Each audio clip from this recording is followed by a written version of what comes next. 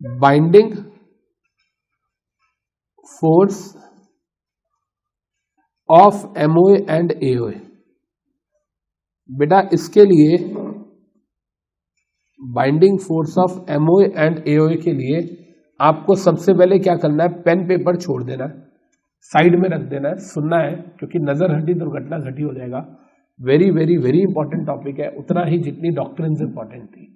Right, सुनिएगा ध्यान से इधर ऑल ऑफ यू। हमारे दिमाग में ना बेटा 4 क्वेश्चन आते हैं।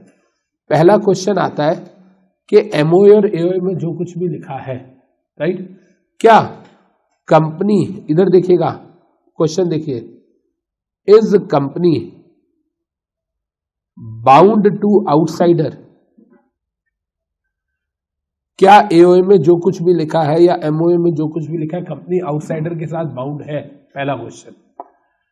दूसरा क्वेश्चन दिमाग में आता है, is member bound to company. क्या आर्टिकल्स में जो कुछ भी लिखा है कंपनी ने मेंबर को मानना पड़ेगा, ये दूसरा क्वेश्चन आता है। तीसरा क्वेश्चन दिमाग में आता है, is company bound to member. क्या कंपनी को भी मानना पड़ेगा जो मेंबर्स ने लिखा हुआ है। और चौथा क्वेश्चन जो हमारे दिमाग में आता है वो आता है, is member bound to member. Is member bound to member. देखिए बेटा मेरी बात को ध्यान से सुनिएगा प्लीज ऑल ऑफ यू। पहली चीज, क्या कंपनी आउटसाइडर के लिए बाउंड होती है? आप बताओ, आर्टिकल में जो कुछ भी लिखा है वो आउटसाइडर पे एप्लीकेबल होता है? नहीं होता, हाँ या ना? अच्छा, अल्ट्रा वायरस ट्रांजेक्शन भी हो जाए तो क्या कंपनी आउटसाइडर कंपनी पे केस कर सकता है? याद करो, अल्ट्रा वायरस ट्रांजेक्शन हो जाए तो भाई डायरेक्टर्स में केस कर सकता है, आउटसाइडर पे केस नहीं कर सकता। तो आपको क्या लगता है पहले क्वेश्चन का आंसर क्या होना चाहिए, यस या no? Is company bound to outsider, इसका आंसर क्या होना चाहिए? नो। लॉजिकली हमें यही लग रहा है, यस और नो? अभी हमने इससे रिलेटेड केसेस नहीं पढ़े इसमें, पर इतना समझ आ रहा है कि सर आर्टिकल्स में जो लिखा है वो वैसे आउटसाइडर पे अप्लाई नहीं होता, और एमओए में जो लिखा है अगर आउटसाइडर ने कॉन्ट्रैक्ट किया कंपनी के साथ एमओए के बाहर तो भी आउटसाइडर कंपनी पे केस नहीं कर सकता। मतलब कंपनी को आउटसाइडर से कोई लेना देना नहीं है। और आउटसाइडर का मतलब यहाँ पर क्या है, person other than company, member and director, इन तीनों के अलावा कोई भी है वो क्या माना जाएगा? आउटसाइडर। कंपनी के क्रेडिटर्स कौन है? आउटसाइडर। कॉन्ट्रैक्ट किया थर्ड पार्टी के साथ वो कौन है? आउटसाइडर। कंपनी के एम्प्लॉइज कौन है? आउटसाइडर्स। ये बात समझ आती है? अच्छा, इस मेंबर बाउंड टू कंपनी, क्या लगता है इसका आंसर यस होगा नो होगा? क्या मेंबर कंपनी के लिए बाउंड है, कंपनी को बाउंड है आर्टिकल्स में जो कुछ भी लिखा है उसके लिए? आप सोचो ना, कंपनी आपसे मांगती है कॉल मनी, आप कॉल मनी नहीं पे करते, आर्टिकल्स में लिखा है कंपनी जब चाहे कॉल मनी मांग सकती है, कंपनी मांगती है आप पे नहीं करते, क्या कंपनी शेयर फोरफीट कर लेती है? इसका मतलब आपको कंपनी की बात माननी पड़ेगी, यस और नो? जवाब दो। Is company bound to member, क्या कंपनी भी मेंबर्स की बातों के लिए बाउंड है? कंपनी लॉ में लिखा है ओआर, मेंबर्स ने लिख दिया आर्टिकल में, एंट्रेचमेंट कर दिया एसआर, तो अब ओआर चाहिए क्या एसआर? एसआर। इसका मतलब yes, company is also bound to members, yes और no? Is member bound to member, क्या एक मेंबर दूसरे मेंबर के लिए बाउंड है? मिस्टर ए अगर आपने कॉल पे नहीं करी तो मिस्टर बी आपके शेयर में फोरफीट कर लूंगा, ऐसा हो सकता है क्या? नहीं हो सकता, because one person is liable for the wrongful act of other, जब वो एजेंट है, और मेंबर कंपनी के एजेंट्स नहीं होते, हाँ या ना? Are members working on behalf of company, या directors are working on behalf of company? Directors. तो directors are the agents, members are not agents, yes और नो? तो इसलिए कहता है एक मेंबर दूसरे मेंबर के लिए लाइबल नहीं होगा। तो लॉजिकली तो हमें समझ आ गया। अगर हम बात करें एक आम आदमी के पॉइंट ऑफ व्यू से, एक नॉर्मल स्टूडेंट के पॉइंट ऑफ व्यू से, तो बेसिक क्लियर है, कंपनी आउटसाइडर को बाउंड नहीं होगी, मेंबर कंपनी को बाउंड होगा, कंपनी मेंबर को बाउंड होगी, और मेंबर भी मेंबर को बाउंड नहीं होगा, यस और नो? लेकिन ये चारों की चारों बातें जो हमने यहां लिखी है बेटा, ये हो गया हमारा case number 1, member bound to company हो गया case number 2, company bound to member हो गया case number 3, and member not bound to member हो गया केस नंबर 4। इन चारों चीजों को हमें एक एक करके डिस्कस करना है, एंड बहुत बहुत इंपॉर्टेंट है, बार बार कह रहा हूं, वेरी वेरी इंपॉर्टेंट। वैसे देखा जाए तो आप मेरे से ऐसा पूछ ही नहीं सकते सर एमओ एओए चैप्टर में बताओ क्या इंपॉर्टेंट है, आपको लगता है सब कुछ ही एक अच्छे लेवल पे जा रहा है, यस और नो? तो देखो यहाँ पे क्या कह रहा है, let us start with our first case. देखिएगा बेटा, केस नंबर 1 देखिए, let us start with our first case, case number 1, it's is company bound to an outsider is company bound to an outsider.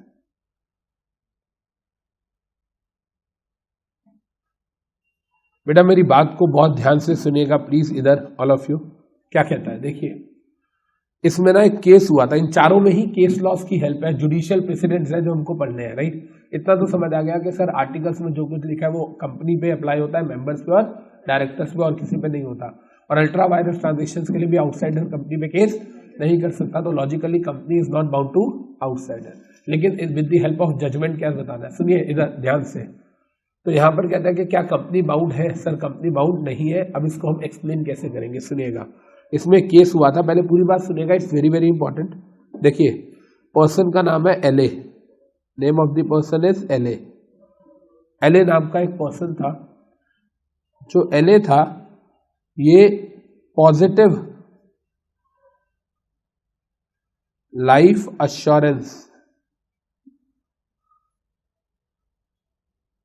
Limited में employ था। एक company थी, उसका एक employ था एलए, ठीक है जी। बच्चे ध्यान से देखिएगा प्लीज। ये बताओ यहां तक किसी को कोई डाउट? एलए कौन है? पॉजिटिव लाइफ इंश्योरेंस कंपनी का एम्प्लॉय है। एक्चुअली में एम्प्लॉय मतलब यहां पर लिखा था he is appointed as solicitor, he was appointed as solicitor of the company. Solicitor is a kind of advocate होता है on salary. क्लियर है ये बात? याद रहेगी, इसमें कोई डाउट? सुनिएगा जो मैं कह रहा हूं ध्यान से प्लीज ऑल ऑफ यू। जो कंपनी के आर्टिकल्स ऑफ एसोसिएशन थे, जब कंपनी फॉर्म हुई तो कंपनी के आर्टिकल्स ऑफ एसोसिएशन थे, उसमें लिखा था LA is appointed as solicitor for life. LA is appointed as solicitor for life, ठीक है जी। कि एलए जो है वो सारी जिंदगी के लिए हमने उसको अपॉइंट किया है एज अ सॉलिसिटर। क्लियर है ये बात? और एलए को सॉलिसिटर अपॉइंट कर दिया। क्लियर है ये बात? डन। अब सुनिएगा ध्यान से। तो पॉइंट नंबर 1 क्या आया? पॉइंट नंबर 1 आया कि सर कंपनी थी, कंपनी ने अपने आर्टिकल में लिखा that you are appointed as solicitor for life, और फिर कंपनी ने उसे अपॉइंट भी कर दिया। इसमें कोई डाउट? जवाब दो। पहली 2 बातें क्लियर है हमको? श्योर? पक्का? अब सुनिए, कंपनी ने इसको बाद में रिमूव कर दिया। कंपनी ने इसको रिमूव कर दिया फ्रॉम डेजिग्नेशन, ठीक है जी। कंपनी ने कहा bye bye tata see you. Okay जी। इसने कहा जी ऐसे कैसे सी यू, तुम्हारे आर्टिकल्स में लिखा हुआ है कि I am there in your company for life, yes और नो, तो ऐसे कैसे निकाल सकते हो मेरे को, राइट। तो इसने कंपनी पे केस कर दिया, ही स्यूड कंपनी कि माय लॉर्ड कंपनी मेरे को निकाल नहीं सकती। क्यों नहीं निकाल सकती? क्योंकि आर्टिकल्स में लिखा हुआ है I am there for life, yes और नो। जवाब दो। कहानी यहां तक समझ आई? एक कंपनी थी जिसका नाम था पॉजिटिव लाइफ इंश्योरेंस लिमिटेड। वो जो कंपनी थी, कई किताबों में इंश्योरेंस लिमिटेड भी लिखा होता है, वो जो कंपनी थी उसने एलए को अपॉइंट किया एज सॉलिसिटर माने एडवोकेट फॉर लाइफ, आर्टिकल्स में लिखा था। कंपनी ने अपॉइंट किया, बाद में रिमूव कर दिया, उसने केस कर दिया कि आप मुझे निकाल नहीं सकते। डन। तो इसलिए केस का नाम हुआ LA versus positive life insurance limited, 1876 का केस है, ठीक है जी। डन। अब सुनिए ध्यान से, यहां पर जजमेंट क्या आई, यहां पर जज साहब ने क्या बोला? क्वेश्चन क्लियर है कि क्या कंपनी उसको निकाल सकती है या नहीं निकाल सकती? यस और नो। कहता है माय लॉर्ड मैं कंपनी का एम्प्लॉय हूं, फॉर लाइफ हूं, आर्टिकल्स ऑफ एसोसिएशन में लिखा हुआ, तो ऐसे कैसे कंपनी निकाल रही है मेरे को? देखिए इधर कोर्ट ने क्या बोला, सुनिए बच्चे इधर देखिएगा। कोर्ट ने बोला कि भैया आप कंपनी हो? कहता है नहीं। आप कंपनी के डायरेक्टर हो? नहीं। आप कंपनी के मेंबर हो? नहीं। कौन हो? एम्प्लॉय। तो सॉरी, एम्प्लॉय पे articles of association is not applicable, yes और नो। कहता माय लॉर्ड आर्टिकल में लिखा, कंपनी कहती है आर्टिकल में क्या लिखा उससे तेरे को मतलब नहीं होना चाहिए, मतलब कोर्ट कहता है यस और नो। तो कोर्ट कहता है जी सॉरी, आर्टिकल्स में जो लिखा वो आप पे अप्लाई नहीं होगा। कहता है जी आर्टिकल में लिखा है I am appointed for life. Court कहता है कंपनी आर्टिकल में जो मर्जी लिखे, it is not applicable to you. LA is appointed as solicitor for life. तो कोर्ट कहता है जी सॉरी, उसकी कोई रेलेवेंस नहीं है। तो ये कहता है माय लॉर्ड फिर मेरे पे क्या अप्लाई होगा? कोर्ट कहता है बाबू जी आप पे अप्लाई होगा आपका सर्विस अग्रीमेंट। जब कंपनी ने आपको हायर किया होगा तो आपके साथ एक सर्विस अग्रीमेंट किया होएगा, यस और नो? तो आप पे अपॉइंट होएगा आपका सर्विस अग्रीमेंट। जरा निकालो, दिखाओ सर्विस अग्रीमेंट। जब सर्विस अग्रीमेंट निकाला देखा तो उसमें लिखा था LA is appointed as solicitor. LA is appointed as solicitor. तो अब आप बताओ कि जो डॉक्यूमेंट मेरे पे एप्लीकेबल होता ही नहीं है उसमें लिखा है I am appointed for life, right? ये तो होता नहीं है एप्लीकेबल। और जो डॉक्यूमेंट एप्लीकेबल होता है उसमें लिखा है I am appointed as solicitor for life, तो कहीं लिखा नहीं। तो कोर्ट ने कहा जी सॉरी, ये जो एम्प्लॉय की हम बात करते हैं, एम्प्लॉय पे एओए एप्लीकेबल नहीं होता, एम्प्लॉय पे सर्विस अग्रीमेंट होता है। तो company is not bound for its contents of AOA towards it's employees, yes और नो? हाँ या ना? और फाइनली अगर हम बात करें तो यहाँ पे कंक्लूजन आया, नोट हम लिख सकते हैं यहाँ पे, conclusion, company is not bound for the contents of इस एओए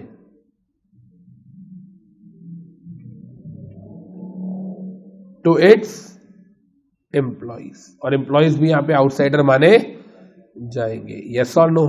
और finally LA loss the case, हाँ या ना? एलए जो था वो केस हार गया। तो क्या पहला क्वेश्चन हमें क्लियर हो गया? प्लीज यस और नो जवाब दो। तो यहां पे हमें पूरी बात क्लियर हो गई कि 4 केसेस थे। 4 केसेस में से पहला केस था कि क्या कंपनी आउटसाइडर को बाउंड है, आंसर वाज नो। इसमें एलए वाला जो केस है उसके अंदर क्या दिया हुआ है, एम्प्लॉय से रिलेटेड दिया कि एम्प्लॉय भी आउटसाइडर माना जाएगा। LA versus positive life assurance, या कई कंपनीज में पॉजिटिव लाइफ इंश्योरेंस भी लिखा हुआ है, एक ही बात है क्योंकि ये 2 कंपनीज एक साथ थी, मतलब ये दोनों ही कंपनी का सॉलिसिटर था, दोनों में सेम फैक्ट्स हुए थे। तो यहां पर कहने का मतलब क्या हो गया कि if we talk about Eley, तो Eley was appointed as solicitor for life, ये लिखा था आर्टिकल में, लेकिन सर्विस अग्रीमेंट में लिखा था अपॉइंटमेंट एज सॉलिसिटर। कंपनी ने हटा दिया, उसने कहा आप हटा नहीं सकते क्योंकि आर्टिकल में लिखा है you are bound to article. लेकिन कोर्ट ने बोला company is bound to article but only to its members and directors, you are neither member not director. तो इसलिए आर्टिकल में जो लिखा है वो एप्लीकेबल नहीं है, कंपनी उसके लिए बाउंड नहीं है। लेकिन लिखा आपके सर्विस अग्रीमेंट में जो है उसके लिए कंपनी बाउंड है, और उसमें लिखा appointment as solicitor for life नहीं लिखा है। एलए केस हार गया, यस और नो? केस कब का है? 1876 का। डन बच्चे, पेन डाउन करेंगे इसको, आगे कहानी समझ नोट कर लो।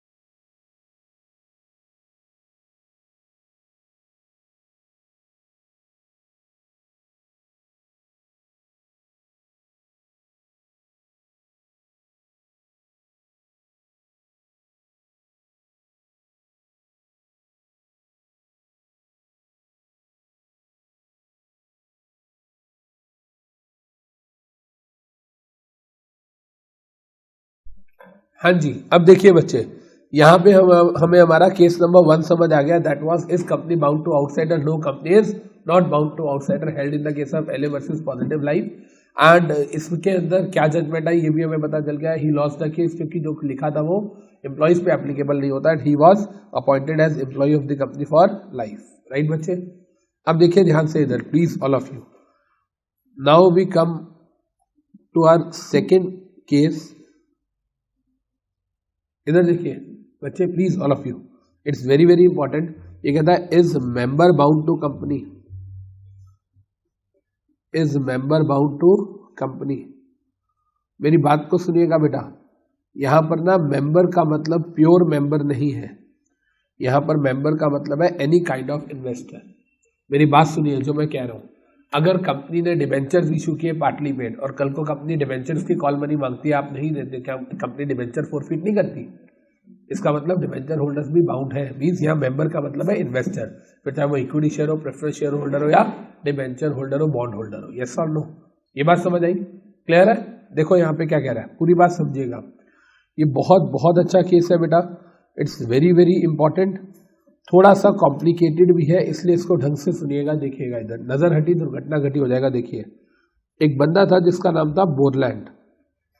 देयर वाज अ पर्सन जिसका नाम था बोरलैंड, ठीक है। इसने एक कंपनी के शेयर्स खरीद रखे थे जिस कंपनी का नाम था steel brother and company, steel brother and company, ठीक है जी। बोरलैंड नाम का बंदा जिसने कंपनी में इन्वेस्टमेंट कर रखी थी, इसने कंपनी के बॉन्ड्स खरीद रखे थे, शेयर्स नहीं बॉन्ड्स। देखिए, इसने कंपनी के बॉन्ड्स में इन्वेस्टमेंट कर रखी थी, ठीक है जी, डन। अब इसका निकल गया दिवालिया, ये हो गया इंसॉल्वेंट। तो जब ये इंसॉल्वेंट हो गया, जब आप इंसॉल्वेंट हो जाते हो तो आपकी एसेट्स किसके हाथ में चली जाती है? आपके लिक्विडेटर के हाथ में। यस और नो? हम अपने देश में बोलते हैं लिक्विडेटर, या अगर कंपनी होती है तो, और अगर इंडिविजुअल होता है तो हम बोलते हैं ऑफिशियल असाइनी। यस और नो? इनकी कंट्री में बोला जाता था ट्रस्टी, बोरलैंड्स ट्रस्टी। यहां तक कहानी समझ आई? पहले देखो, बोरलैंड नाम का एक बंदा था, उसने क्या कर रखा था, उसने कंपनी के बॉन्ड्स में इन्वेस्ट कर रखा था। कंपनी का नाम क्या था? Steel brother and company, right. वो इंस्टॉलमेंट हुआ, उसकी एसेट्स चल गई उसके ट्रस्टी के हाथ में। डन। एसेट्स मतलब सारी एसेट्स चलेंगी, तो इसका मतलब जो उसने बॉन्ड्स खरीद रखे थे वो भी उसके पास चले गए। यस और नो? अब इसने सोचा कि मुझे बॉन्ड्स को बेचना है और मुझे बॉन्ड्स को बेच के पैसे वसूल कर, मतलब पैसे वसूल करने, एसेट्स को बेच के लायबिलिटीज को पे ऑफ करना है। यस और नो? आया ना? यही तो काम होता है ऑफिशियल असाइनी का। तो अब इसने क्या किया, इसने मिस्टर ए से बात करी कि भाई साहब मैं ऐसे ऐसे आपको बॉन्ड्स बेचना चाह रहा हूं, ठीक है जी। मिस्टर ए कहता है कोई दिक्कत नहीं है, आप मुझे बॉन्ड्स बेचना चाह रहे हो तो हम इस प्राइस पे आपसे बॉन्ड्स खरीदने को तैयार है। तो दोनों के बीच में फाइनली क्या हो गया, दोनों के बीच में अमाउंट डिसाइड हो गया, दोनों के बीच में अमाउंट डिसाइड हो गया। इसमें कोई डाउट? जवाब दो। क्लियर है सबको? यहां तक कहानी समझ आई कि सर कंपनी का बोरलैंड जो है वो बॉन्ड होल्डर है, इंसॉल्वेंट हो गया, एसेट चलेगी ट्रस्टी के पास। उसने कहा मिस्टर ए को, क्योंकि ट्रस्टी या साइनी का काम क्या होता है, एसेट्स बेच के लायबिलिटीज को पे ऑफ करना। एसेट्स बेचने के लिए वो गया मिस्टर ए के पास कि मैं बॉन्ड्स बेचने को तैयार हूं, राइट। और उसने कहा ठीक है मैं इस प्राइस पे खरीदने को तैयार हूं, ठीक है। अब सुनिए ध्यान से, जो बोरलैंड का ट्रस्टी था इसने कंपनी को इंटीमेट किया, कंपनी को इन्फॉर्म किया कि ऐसे ऐसे मैं अपने बॉन्ड्स है वो सेल कर रहा हूं। क्लियर है ये बात? जवाब दो। ठीक है जी। अब कंपनी जो थी, कंपनी की तरफ से एक रिप्लाई आया, कंपनी की तरफ से एक रिप्लाई आया बोरलैंड के ट्रस्टी को, जिसमें लिखा था sorry you can not sell, you can not sell bond to outsiders. आप मिस्टर ए को बॉन्ड सेल नहीं कर सकते। क्यों नहीं कर सकते?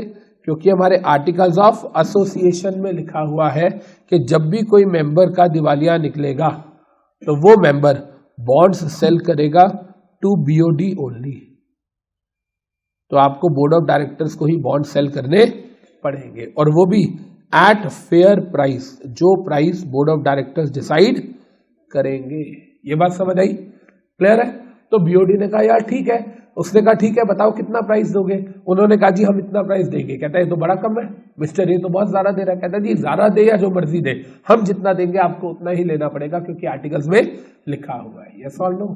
तो आर्टिकल्स में क्या लिखा हुआ है कि जब भी कोई बॉन्ड होल्डर या जब भी कोई इन्वेस्टर का दिवालिया निकलेगा और उसको अपने बॉन्ड सेल करने हैं उसके ट्रस्टी को या उसके एग्जीक्यूटर को या ऑफिशियल असाइनी को, तो वो किसको देगा? बीओडी को ही देगा, और वो भी उस प्राइस पे जो बीओडी डिसाइड करेंगे। तो यहां पर जो बॉरलैंड का ट्रस्टी था वो कहता है नहीं जी ये तो गलत है, ये अनजस्टिफाइड है। तो बॉरलैंड के ट्रस्टी ने इस पे केस कर दिया कंपनी। ये बात समझ आई? जवाब दो। इसलिए केस का नाम क्या बना? केस का नाम बना Borland trustee versus steel brother and company limited. Trustee versus steel brother and company limited. ठीक है जी, इधर देखिएगा बेटा ध्यान से। और ये केस कब का बना? 1901 का, 1901 का केस था ये। ठीक है जी, डन। अब फाइनली बताओ आपके हिसाब से क्या जजमेंट आनी चाहिए? क्या बॉरलैंड का जो ट्रस्टी है उसे इतनी छूट मिलनी चाहिए कि वो किसी को भी हायर प्राइस पे बेचे, या उसको बीओडी को ही बेचना पड़ेगा? देखो बात गई कोर्ट के अंदर, हाउस ऑफ लॉर्ड्स के पास बात गई, कोर्ट के अंदर बात गई। जज साहब ने सिंपल बोला, जज साहब ने कहा जी देखो एमओए एंड एओए में जो कुछ भी लिखा है वो मेंबर्स माने इन्वेस्टर्स पे यहाँ पे एप्लीकेबल होगा। आप एमओए और एओए पढ़ के आयो? उसने कहा हाँ जी मैंने पढ़ा था, मतलब बॉरलैंड ने पढ़ा था जब हमारे शेयर्स हमने खरीदे थे बॉन्ड्स। तो जब आपने खरीदे थे तो आपने एमओए एओए पढ़ा था, मतलब आपने कंस्ट्रक्टिव नोटिस को फॉलो किया था। यस और नो? एंड सेकेंडली जज साहब ने बोला कि whatever has been stated there company is bound by that, right, and members are also bound by that. तो बोला जी member is bound by the provision of AOA, member is bound by the provisions of AOA. Yes और no? तो जो भी AOA में लिखा हुआ है वो आपको मानना पड़ेगा। एंड फाइनली जो बॉरलैंड का ट्रस्टी था he lost the case. Yes और नो? बॉरलैंड ट्रस्टी लॉस्ट दी सूट। यार आप लॉजिकली सोचो, मैंने सीएस करी, आप सीएस कर रहे हो या सीए कर रहे हो या सीडब्ल्यू कर रहे हो, कुछ भी कर रहे हो, जब आप बॉडी के मेंबर बन जाओगे तो क्या बॉडी को, जो भी आपकी बॉडी है आईसीएआई आईसीएसआई आईसीडब्ल्यूआई, क्या आप उनको फीस पे करोगे, मेंबरशिप फीस हर साल की, हाँ या ना? अब आप बोलोगे जी मैं तो नहीं करता पे, भाई वो कहेंगे हम अपने आपका नाम काट रहे हैं रजिस्टर से।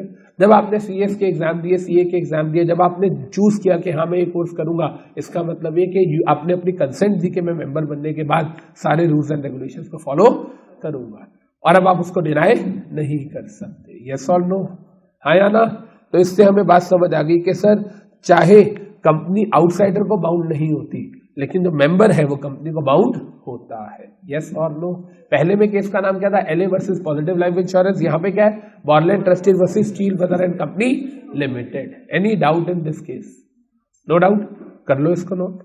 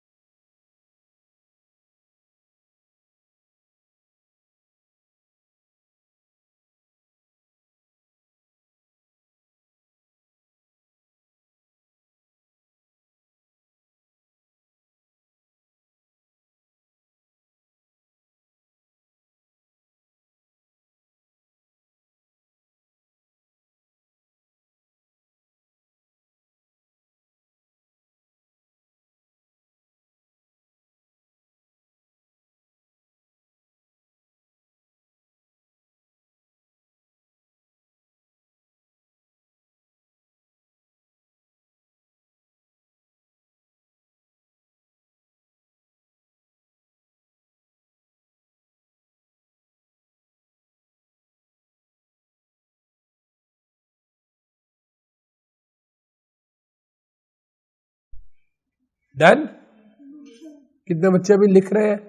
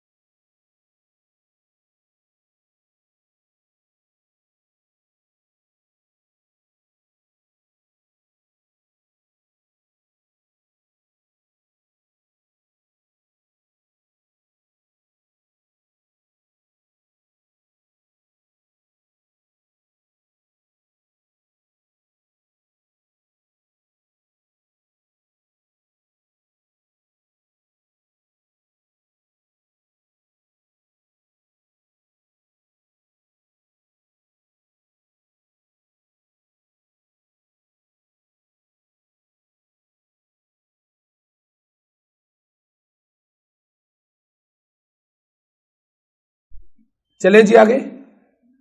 अब देखिए बच्चे प्लीज इधर ऑल ऑफ यू। अब यहां पर आता है हमारा केस नंबर 3। सर हमारा केस 3 आता है, is company bound to member. Is company bound to member. Sir क्या कंपनी भी मेंबर्स को बाउंड मानी जाएगी? देखिए बच्चे, is company bound to member, देखिए बड़े ध्यान से सुनिएगा, अच्छा केस है, ये भी बहुत बढ़िया केस है। इसमें पता तो है ही हमें कि कंपनी को भी मेंबर्स की बात माननी पड़ती है, राइट। कंपनी लॉ बोलता है ओआर, मेंबर से लिख दिया एसआर, तो फिर एसआर पास करना पड़ेगा। देखो इधर हुआ क्या था, सुनिए। एक कंपनी थी, उसका नाम था Odessa water works company. Odessa water works company, ठीक है। इधर सुनेगा ध्यान से, कंपनी थी जिसका नाम था ओडेसा वाटर वर्क्स कंपनी, ठीक है। इधर देखिए प्लीज, इस कंपनी के मेंबर्स ने एसआर पास किया और एसआर पास करके आर्टिकल्स ऑफ एसोसिएशन को अल्टर किया और अल्टर करके लिख दिया कि डिविडेंड इन कैश ओनली, माने dividend in monetary terms only, मतलब डिविडेंड काइंड में नहीं मिलेगा, कैश में मिलेगा। सिंपल सी बात है, क्लियर है जी। ये पहली चीज कंपनी के मेंबर्स ने कर दी, ओके। फिर कंपनी ने क्या किया, कंपनी ने बोर्ड ऑफ डायरेक्टर्स ने बीआर पास किया और बीआर पास करके डिविडेंड डिक्लेयर कर दिया in kind, dividend declared in kind. अब बताओ सही है गलत है? गलत है, यस और नो? क्योंकि भाई बोर्ड ऑफ डायरेक्टर्स को भी, कंपनी को भी बात माननी पड़ेगी, यस और नो? डन। तो यहां पर एक मेंबर था, उसका नाम था वुड्स। ये उछल गया, ये कहता जी ऐसे कैसे, ऑब्जेक्शन रेस कर दिया और इसने कंपनी पे केस कर दिया। इधर प्लीज ऑल ऑफ यू, इसने कंपनी पे केस फाइल कर दिया। डन, क्लियर है जी ये बात? अब आप बताओ, जब इसने कंपनी पे केस फाइल कर दिया तो इसका मतलब ये कोर्ट में चला गया, हाँ या ना? अब बताओ कोर्ट ने कंपनी को क्या जजमेंट दी होगी, कोर्ट ने कंपनी को क्या ऑर्डर दिया होगा, आप बताओ हाँ या ना? क्या दिया होगा कि भैया आपको डिविडेंड कैश में देना पड़ेगा, आप काइंड में नहीं दे सकते, यस और नो? तो कोर्ट ने बोला company is bound to members and dividend to be paid in cash, हाँ या ना? तो जो भी आर्टिकल्स में लिखा है, जो कंपनी ने लिखा है वो मेंबर्स को मानना पड़ेगा, जो मेंबर्स ने लिखा है वो कंपनी को मानना पड़ेगा। क्लियर है जी ये बात? तो केस का नाम समझ आ गया, Woods versus Odessa water works company. Yes और नो? क्लियर है जी? कर लो इसको भी note. Is company bound to member? Yes. इधर is company bound to member? Answer is yes. पीछे वाला क्वेश्चन था is member bound to company? Answer was yes. Is company bound to outsider? Answer was no. Clear है जी?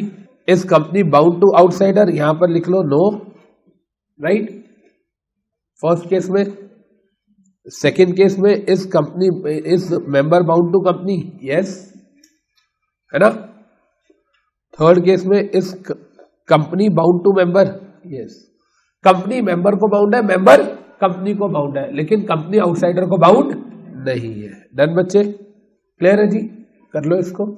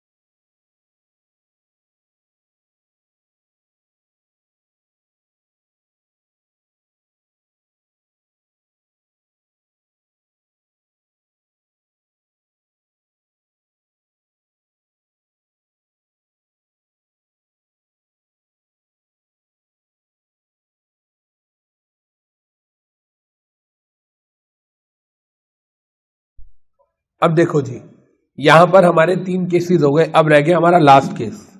ये last question of this chapter है, इसके बाद आपका MOA complete. Done? खुश? इधर देखिएगा बच्चे please, all of you. Case number 4, is member bound to member? Is member bound to member? क्या एक मेंबर दूसरे मेंबर के लिए बाउंड होता है? आंसर तो ऑब्वियसली नो है, हाँ या ना? अच्छा मेरी बात सुनिएगा इधर ध्यान से, जो मैं कहना चाह रहा हूं, आंसर तो नो है, हमें पता है। Is member bound to member, मेरी बात सुनिएगा ध्यान से, क्या एक मेंबर दूसरे मेंबर पे केस कर सकता है? नहीं कर सकता। यस और नो? लॉजिकली बात ठीक है, एक मेंबर दूसरे मेंबर पे केस नहीं कर सकता, एक मेंबर दूसरे मेंबर का एजेंट नहीं है, एक मेंबर को दूसरे मेंबर से कोई मतलब नहीं है। रिलायंस के 10 लाख मेंबर है, उनमें से एक मैं हूं, मुझे बाकी मेंबर से कोई लेना देना नहीं है। बट आप सुनिए, कंपनी ने अल्ट्रा वायरस ट्रांजेक्शन की और अल्ट्रा वायरस ट्रांजेक्शन के लिए मैं मेंबर हूं, क्या मैं कंपनी पे और डायरेक्टर पे दोनों पे केस कर सकता हूं? हाँ या ना? क्या मेंबर कंपनी के डायरेक्टर्स पे अल्ट्रा वायरस ट्रांजेक्शन के लिए केस कर सकते हैं? यस और नो? यस कर सकते हैं। हम अंबानी पे केस करेंगे, अंबानी पे हम केस करें, क्या अंबानी रिलायंस का मेंबर भी है? यस और नो? तो हम तो इनडायरेक्टली देखा जाए तो अमित वोरा मेंबर है, अंबानी मेंबर है और उसने उस पर केस कर दिया, लेकिन क्या मैंने case in the capacity of member किया या इन दी कैपेसिटी ऑफ डायरेक्टर? तो कहता है अब एक मेंबर, मेरी बात सुनेगा जो मैं कह रहा हूँ, प्योर मेंबर मतलब जो खाली मेंबर है और कुछ नहीं है। प्योर मेंबर लॉ की टर्म नहीं है, मैं खुद बता रहा हूँ, मतलब मैंने खुद बनाई कि एक प्योर मेंबर दूसरे प्योर मेंबर पे केस नहीं कर सकता, लेकिन एक प्योर मेंबर डायरेक्टर कम मेंबर पे केस कर सकता है, हाँ या ना? लेकिन वो केस करेगा तो इन दी कैपेसिटी ऑफ मेंबर नहीं करेगा, इन दी कैपेसिटी ऑफ डायरेक्टर करेगा, हाँ या ना? छोटा सा एग्जांपल है ना, कंपनी ने अल्ट्रा वायरस ट्रांजेक्शन कर दी, मैं मेंबर हूं, मैं दूसरे मेंबर पे केस कर सकता हूं? नहीं। लेकिन क्या मैं अंबानी पे केस कर सकता हूं? यस, लेकिन इन दी कैपेसिटी ऑफ डायरेक्टर। वो बात और है कि अंबानी खुद अपनी कंपनी का भी मेंबर है। यस और नो? तो एक प्योर मेंबर दूसरे प्योर मेंबर पे केस नहीं कर सकता, लेकिन एक प्योर मेंबर ऐसे बंदे पे केस कर सकता है जो डायरेक्टर कम मेंबर हो, हाँ या ना? लेकिन हम उसको क्या बोलेंगे, अमित वोरा वर्सेस मुकेश अंबानी जब हम बोलेंगे तो हम ये बोलेंगे इन दी कैपेसिटी ऑफ मेंबर या इन दी कैपेसिटी ऑफ डायरेक्टर? डायरेक्टर है। ये बात समझ आ गई, हाँ या ना? तो देखिए यहाँ पे क्या कह रहा है इधर, ऑल ऑफ यू, इसमें केस हुआ, उसका नाम है रेफील्ड वर्सेस हैंड्स। रेफील्ड वर्सेस हैंड्स, बहुत बढ़िया केस है ये भी, सुनना इधर ध्यान से, बहुत अच्छा केस है। सुनिए इसमें क्या हुआ। ये भी ना कुछ बॉर्नलैंड ट्रस्टी के जैसा ही था। इधर देखिए बेटा ध्यान से, रेफील्ड नाम का बंदा था, इसने कंपनी का memorandum of association and article of association consult किया, पढ़ा। रेफील्ड नाम का पर्सन, लिखिएगा मत, पहले देखिएगा। रेफील्ड नाम का पर्सन, इसने कंपनी का एमओए एंड एओए कंसल्ट किया, पढ़ा, ठीक है। और पढ़ने के बाद इसने कंपनी के बॉन्ड्स को परचेज कर लिया, इसने कंपनी के बॉन्ड्स में इन्वेस्टमेंट कर ली। इसमें कोई डाउट? यहां तक जवाब दो, क्लियर है कि सर रेफील्ड नाम का एक बंदा था, उसने कंपनी का एमओए पढ़ा और पढ़ने के बाद उसने कंपनी के बॉन्ड्स परचेज कर लिए। अब सुनिए ध्यान से, अब ये चाह रहा था उन बॉन्ड्स को सेल करना, he was willing to sell such bonds. देखिए, he was willing to sell such bonds, willing to sell bonds, ठीक है। एंड क्योंकि he was willing to sell bonds, तो कंपनी के आर्टिकल्स में लिखा था कि अगर कोई भी बॉन्ड्स बेचना चाह रहा है तो वो कंपनी को ऑफर देगा, और कंपनी के बीओडी जिस प्राइस पे कहेंगे उस प्राइस पे कंपनी के बीओडी को बेच देगा। वही सेम वाली बात आ गई जैसे बॉर्नलैंड ट्रस्टी में थी, राइट। तो इसने क्या करा, इसने कंपनी को बोला, कंपनी को ऑफर दी और कंपनी को बोला कि जी मैं ऐसे ऐसे बॉन्ड्स बेचना चाह रहा हूं, यस और नो, क्लियर है जी ये बात। और कंपनी के आर्टिकल्स ऑफ एसोसिएशन में क्या लिखा हुआ है, कंपनी के आर्टिकल्स ऑफ एसोसिएशन में लिखा हुआ है कि बॉन्ड होल्डर जब भी सेल करेगा तो हमको ही सेल करेगा, ठीक है जी, डन। और दूसरी बात क्या लिखी हुई है कि जब भी आप सेल करोगे तो हमें किस प्राइस पे सेल करोगे, एट बीओडी, जिनको बीओडी को जो फेयर प्राइस लगता है। इसमें कोई डाउट? सिंपल है जी, यहां तक कहानी समझ आई। रेफील्ड ने पहले बॉन्ड एमओए पढ़ा, बॉन्ड्स खरीदे, बाद में उसने बेचने थे, बेचते हुए लिखा था कि वो कंपनी को ही बेचेगा और कंपनी उतना ही पैसा देगी जितना बीओडी बोलेंगे, मतलब बीओडी को बेचेगा और वो भी at a price decided by BOD, clear है ये बात। अब सुनिए, कंपनी का जो मेन मालिक था, जो डायरेक्टर और मेंबर था, ही वॉज हैंड्स, ठीक है जी। ये कंपनी का डायरेक्टर भी था और मेंबर भी था, he was director come member.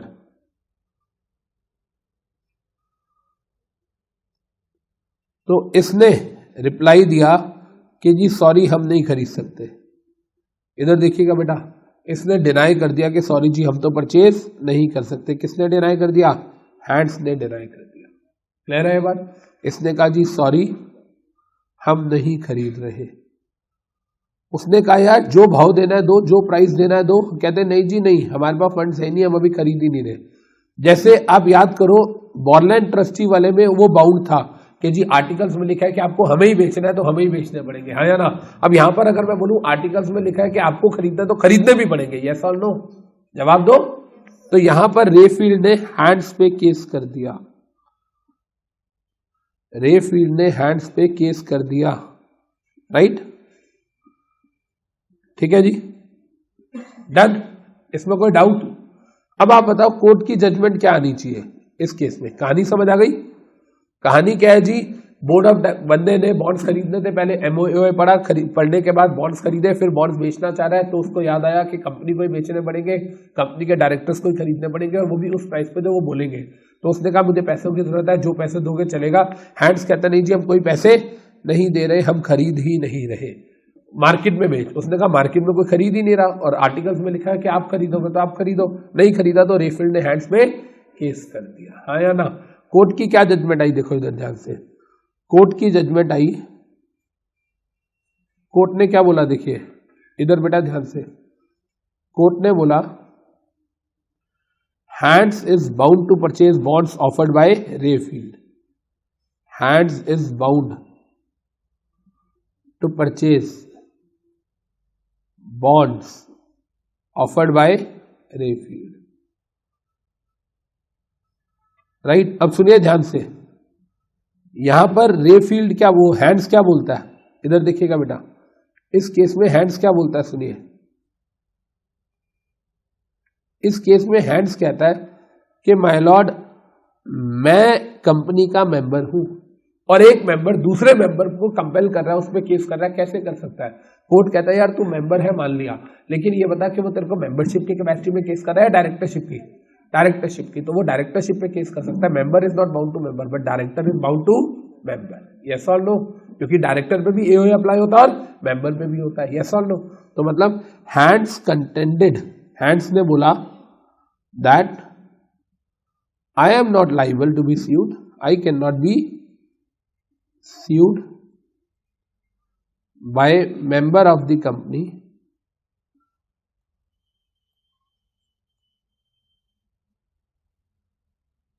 being member. हाँ या ना, मेरे को कोई मेंबर मेंबरशिप की कैपेसिटी में केस नहीं कर सकता। बीइंग मेंबर मतलब in the capacity of membership, in the capacity of membership, yes और नो, डन। इसके बाद फाइनली कोर्ट ने क्या बोला, फाइनली कोर्ट कहता है, court held that a member of company can not be sued by other member of company for the provisions of AOA, yes or no। एक member दूसरे member पे केस नहीं कर सकता, but director can be sued, हाँ या ना, irrespective of his membership status। ये बात समझ आ गई, डायरेक्टर मेंबर है या नहीं है उस पर तो केस किया जा सकता है। और भाई साहब हैंड साहब, आप पे जो केस किया जा रहा है वो किस लिए किया जा रहा है, वो डायरेक्टरशिप की कैपेसिटी में किया जा रहा है, मेंबर की कैपेसिटी में नहीं किया जा रहा। क्लियर है ये बात। तो एक केस का नाम Borland trustee versus steel brother and company limited, दूसरे केस का नाम, सेकंड केस कौन सा आया, सेकंड केस आया हमारा पहला आया एलए वर्सेस, जो एम्प्लॉय वाला था, एलए वर्सेस पॉजिटिव लाइफ, और दूसरा आया बॉर्डलैंड ट्रस्टी वर्सेस स्टील ब्रदर, तीसरा आया वुड्स वर्सेस ओडेसा, चौथा आ गया रेफील्ड वर्सेस हैंड्स। क्लियर है जी, कर लो इसको नोट।